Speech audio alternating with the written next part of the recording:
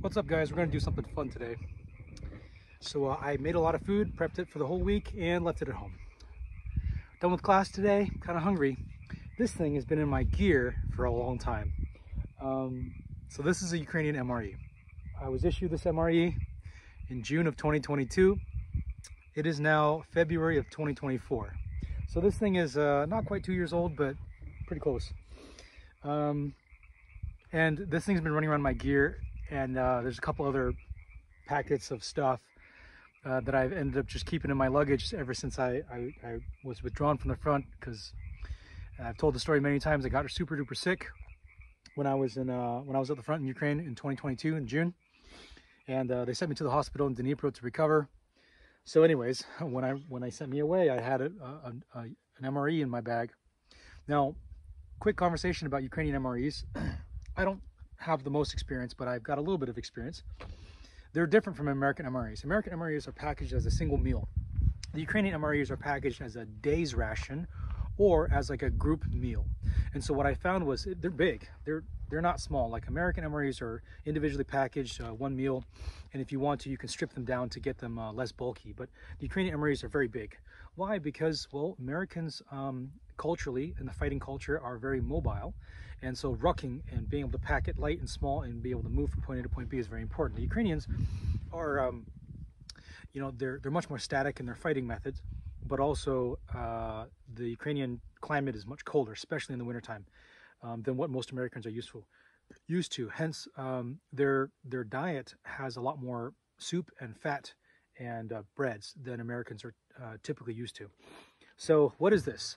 Basically, it's a big meal, and the big bag will come with tea and coffee and sugar packets and spoon and napkins and a little wet wipe and crackers and jam and stuff like that. But there's usually like a meat-based meal, and then there's like a porridge type meal.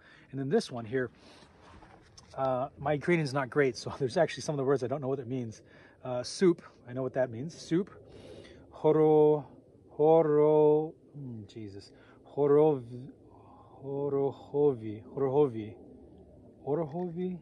It's rubbed away. Z miasом svinini. So it's a soup and something that I don't know with meat from swine.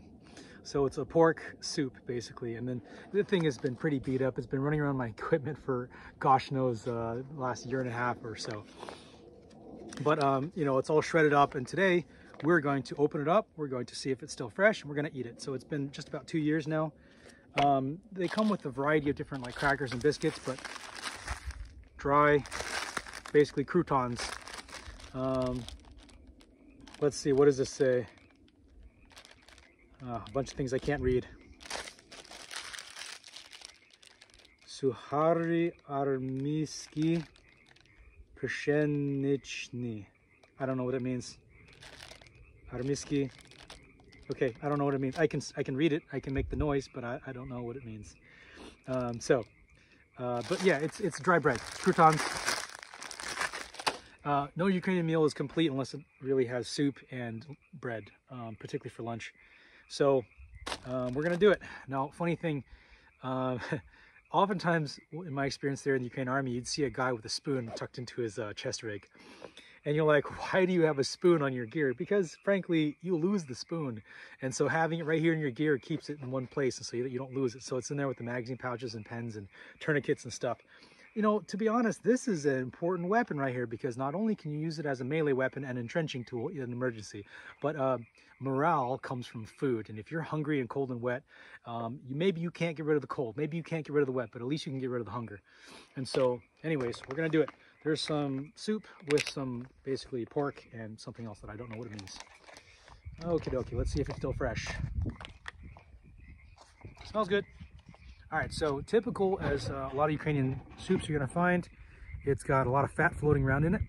Now, American MREs provide a heater, a ration heater that's very small, a little sleeve, and you put some water and it'll heat up the MRE.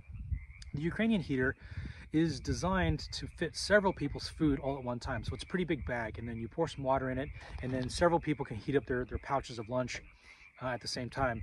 And what I found, oftentimes they'll give a bag to a group, so a group of 3, 4, 5, 6 people might get 2 or 3 bags. And then that's your day's worth of food. And then oftentimes we'd eat sharing. We'd kind of pass it around, and so everybody can get, you know, a couple sugar packets and some coffee or tea, or, you know, you can pull out the grechka, the porridge, or the soup, or there's usually like a meat dish. But people kind of share, and we eat it more communally, more family style, as much as you can eat family style out of a plastic package. But yeah, so these things are heavy. They're not light at all, whereas American meals are designed to be very lightweight. These things are big, they're heavy, they're full of fat, and they're designed to be very filling. Let's open this up.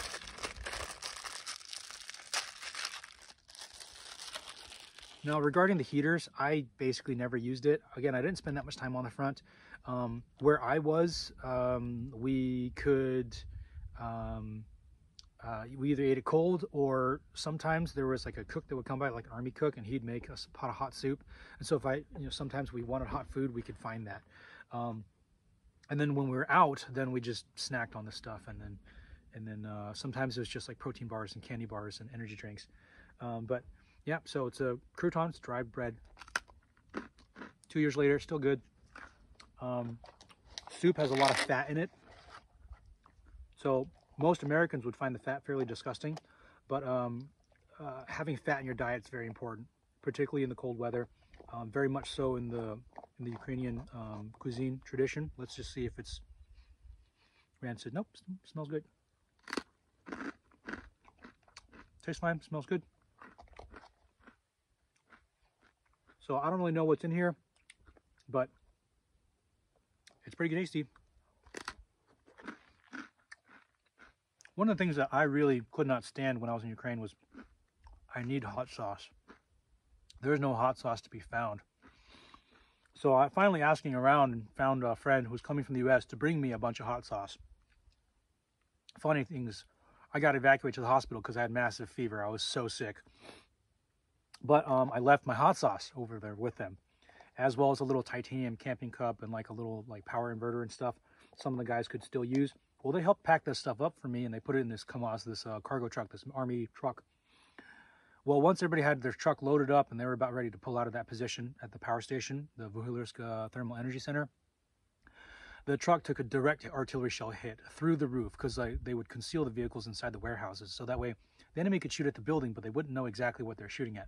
Well, just by luck, the artillery shell went through the roof and hit the truck perfectly. The truck caught fire. Everybody lost their luggage and gear. I lost my hot sauce, my hostel sauce. So that was pretty frustrating, because I had to survive the next several weeks without hot sauce. So yeah, if you go to Ukraine and you need Tabasco, bring it with you. It's hard to find once you're there.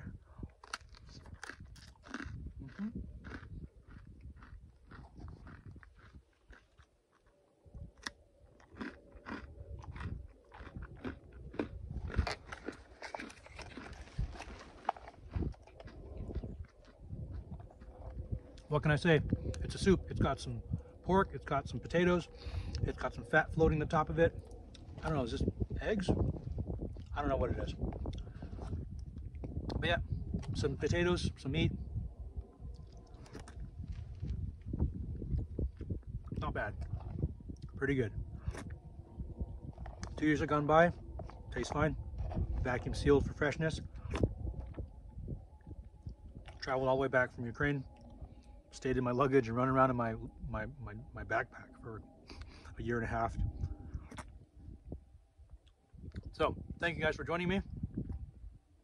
In Ukrainian we'd say Smach, noho. Have a good meal, have a delicious meal. And thank you guys for being your supporters. Thank you guys for joining me on this fun little adventure. Thank you guys for all your support at the school. We have lots of cool classes coming up in 2024. So hopefully I'll see you guys soon. Slava Ukraini, and Herom Slava.